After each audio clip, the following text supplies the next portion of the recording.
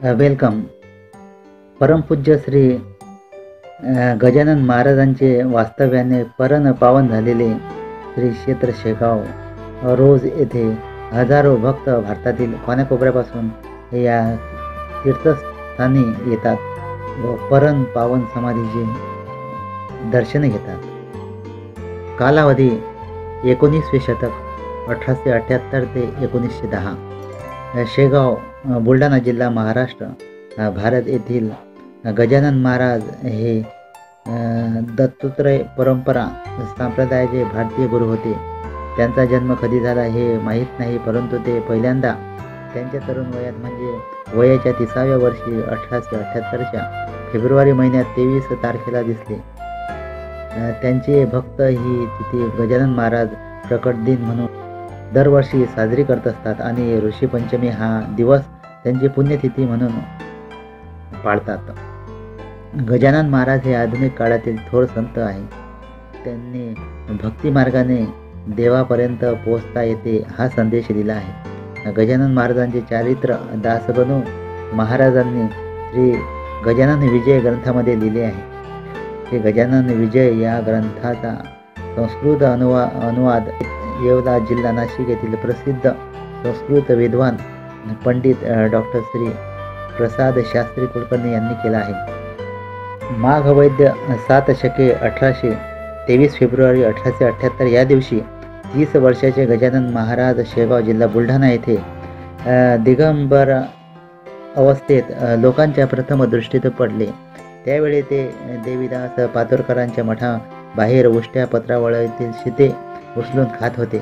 या संदर्भात दासगणूंनी लिहिले आहे, कोण हा कोठीचा काहीच कळेना, ब्रह्माचा ठिकाणी कोण सांगे, साक्षात ही आहे परम ब्रह्ममूर्ती, आली से प्रचिती बहुतांना. असे संत श्री गजानन महाराजांच्या प्रकट दिनाच्या निमित्ताने शेगाव येथे मोठ्या प्रमाणात उत्सव होतो. असे म्हटले जाते की गजानन महाराज शेगावी येण्याच्या आधी बाल दिगंबर अवस्थेत अक्कलकोटचे दत्तावारीचे श्री स्वामी समर्थ महाराजांकडे राहिले. तेथे राहून त्यांनी बाललीला दाखवल्या. मग स्वामींनी त्यांना त्याच्या कार्याची अनुभूती करून दिली व गुरुदक्षिणा दिली. मग तेथून गजानन महाराज शेगाव येथे आले.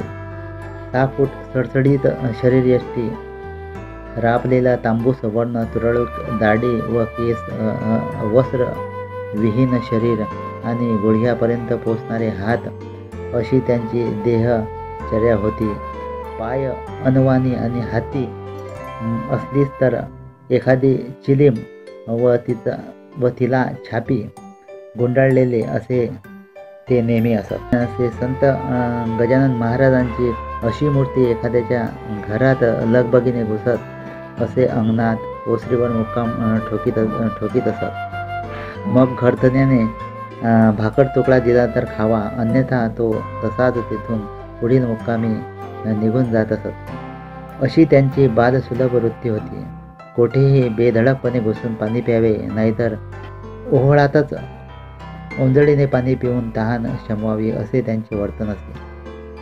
महाराजांना झुणका भाकरीबरोबरच मुळा, शेंगा, हिरव्या मिरच्या, ठी साखर अतिशय आवडत असे. कधी कधी मर्यादपणे चित्रविचित्र खावे, तर कधी 3-4 दिवस उपाशी राहावे अशी त्यांची रीत होती.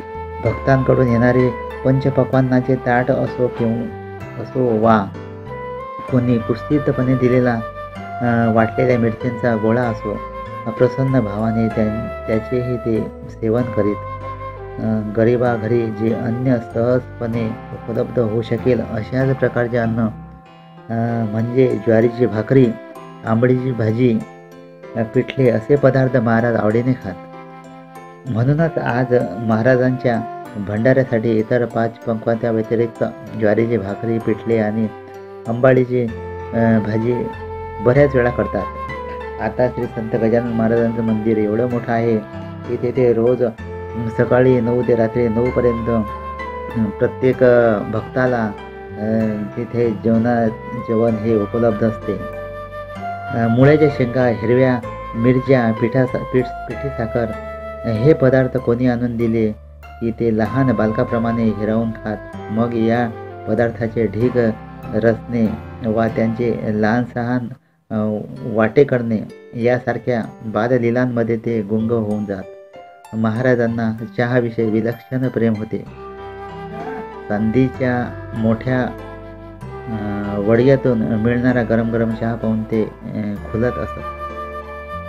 शेगावपासून जवळच एक प्रेक्षणीय स्थळ जे संत गजानन महाराज मंदिर हे चालवतात ते आनंद सागर, जे एक प्रेक्षणीय स्थळ आहे.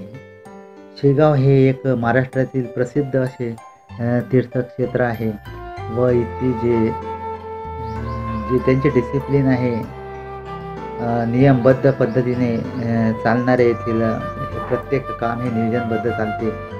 संत श्री गजानन महाराज मंदिर हे अतिशय डिसिप्लिन व अत्यंत चांगले हे मंदिर म्हणून अख्ख्या भारतामध्ये प्रसिद्ध आहे व विविध ठिकाणाहून इथे बरेचसे लोक येत असतात, महाराजांच्या दर्शनासाठी येत असतात.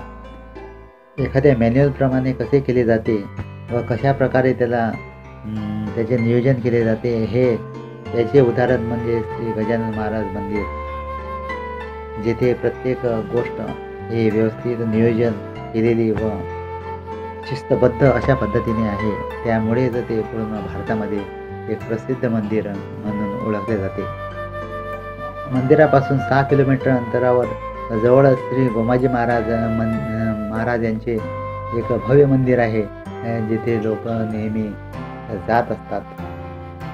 अकोला ते शेगाव या रस्त्याने जात असताना आम्हाला अनेक श्री गजानन महाराजांचे हे छोटे मंदिर आम्हाला रस्त्यामध्ये लागले. त्यातील कळंबा कसुरा येथील हे प्रसिद्ध मंदिर श्री ताथोड यांनी हे मंदिर त्यांच्या शेतामध्ये बांधलेले आहे व अतिशय नयनरम्य ठिकाणी इथे हे मंदिर बांधण्यात आलेले आहे त्यांच्या शेतामध्ये. व बरेचसे जे भाविक आहे जेव्हा अकोल्यावरून शेगावला जातात तेव्हा इथे आवर्जून तिथे थांबतात व गजानन महाराजांचे तिथे दर्शन घेतात. त्याचप्रमाणे पुढील रस्त्यावर जाताना अकोल्यावरून शेगावला जाताना तुम्हाला रस्त्यामध्ये अन्नपूर्णा माता मंदिर जे एक भव्य मंदिर आहे, तसेच श्री गणेश मंदिर गायगाव एक प्रसिद्ध मंदिर हे सुद्धा रस्त्यात जाताना लागते. त्याचप्रमाणे पुढे गेल्यानंतर बरेचसे असे लहान मंदिर जे अतिशय शेतामध्ये बांधण्यात आलेले आहे व अतिशय नयनरम्य परिसरात बांधले असल्यामुळे येथे खूप शांतता व परम आनंद आपल्याला मिळतो. नयनरम्य रस्ता व रस्त्याच्या दोन्ही बाजूला शेत असल्यामुळे येथे पर्यटनासाठी जाणे फार चांगले आहे. Thank you so much.